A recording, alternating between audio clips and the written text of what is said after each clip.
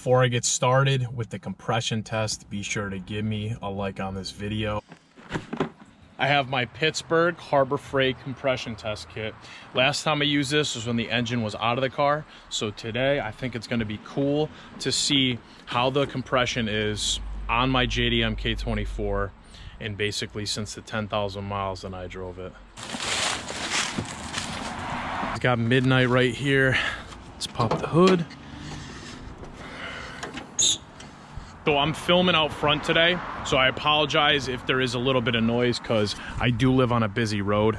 Last time I checked this engine's PSI, I believe it was at either 160 or 170, and that is when the motor was outside of the car. So I'm curious to see what's gonna happen today while the engine's inside the car. So before we get started, be sure to warm your engine up to the proper engine temperature. So I went out and I took this thing for a ride for like 20 minutes. But you want to make sure that the engine is pretty warm, all right? Just a quick thing on some tools we're gonna need, guys. You're gonna need a ratchet, or you can use an electric impact gun. We're gonna have, this is for the little fasteners right here. We gotta pop those out. And then 10 millimeter, literally all we're gonna use is a 10 millimeter. And then obviously this is a magnetic spark plug tool, and you're also gonna need a torque wrench to retorque your spark plugs at the end, and I'm gonna tell you guys the torque specs at the end of the video for that. I am going to unplug my injectors just because I don't want any type of like flooding from happening. I know that the fuel pump will turn on or whatnot. So next we're gonna go ahead and take these fasteners out.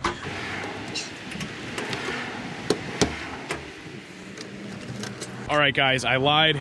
You're also going to need a 12 millimeter, either a regular socket. You could use a wrench or an extended one because on our rain guard here, the rain shield, there's gonna be 12 millimeters that sit in the back.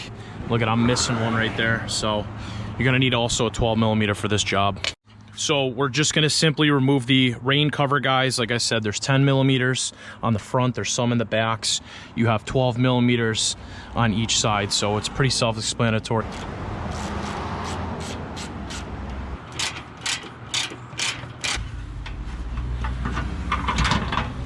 All right, guys, rain guard is off. All right, just working on these last two, guys, in the back. Now we have access to all the coil packs and the spark plugs. So I'm gonna remove, these are 10 millimeters as well. We're gonna take these three off.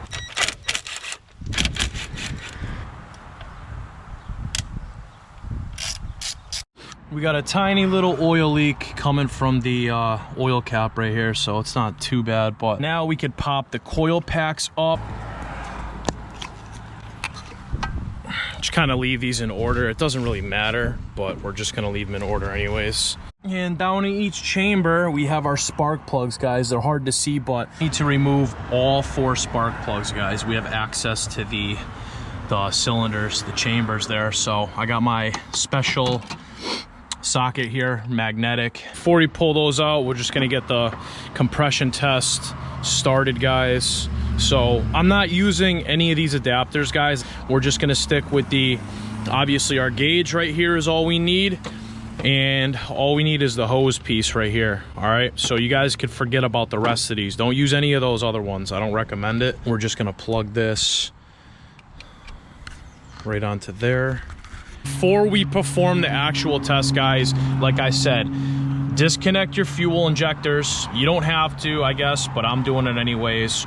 Make sure the engine is warm. Disconnect your coil packs and then remove all your spark plugs. Let's start with cylinder number 1 and just work our way down the line to cylinder 4. We're gonna write down the number for that. We're gonna move on to the next one after that and see if everything is within range, within spec. I'm not sure what these things are supposed to be putting out for compression, honestly. So if you guys know, down below, drop a comment, but I think they say it's like 135 PSI minimum. All right, anything under that is pretty bad.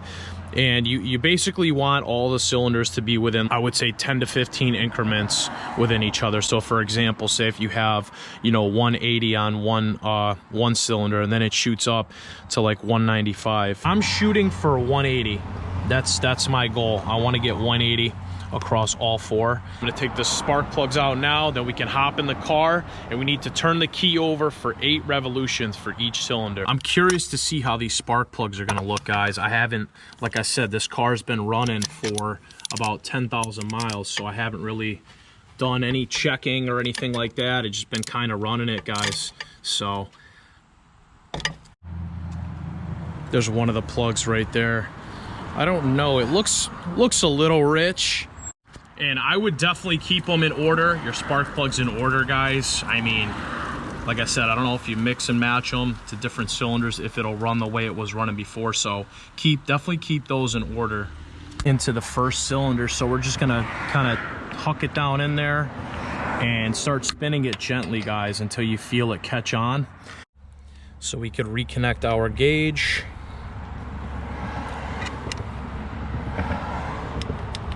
That's on. All right.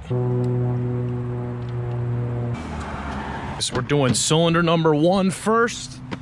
And we're gonna get in here. We're gonna do 8 revolutions, and we're gonna press all the way down on the gas pedal. Clutch in, gas all the way down, all right?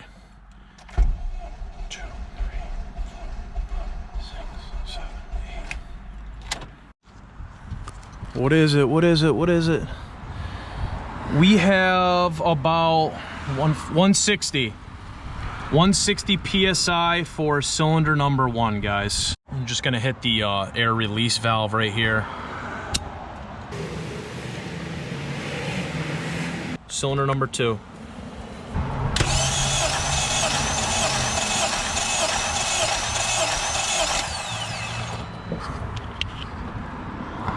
And we have 160 PSI for cylinder number 2, guys. All right, clutch in. 2, 3, 4, 5, 6, 7, 8.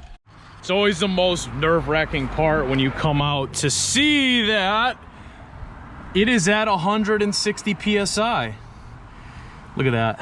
Cylinder number 3 is 160. We have one last cylinder to do, and that's number 4, guys.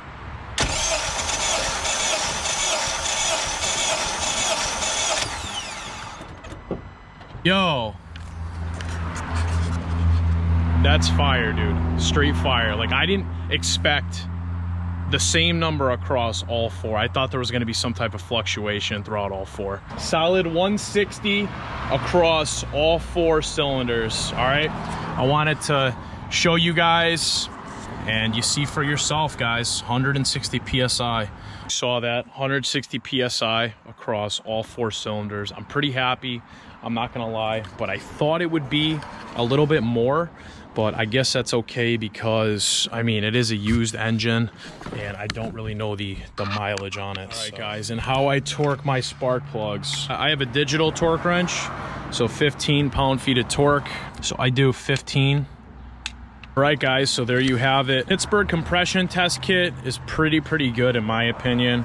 I got it for pretty cheap. I think it was like 25 or 30 bucks. Definitely be sure to like this video, guys. Drop your comments down below. Let me know what your compression was on your K20s and K24s. And be sure to subscribe, guys, if you want to see more stuff with the SI in the channel. So I have rear wheel bearings I need to do next, because they're making crazy loud noises, like when I'm driving on the highway and stuff. So I need to get those done.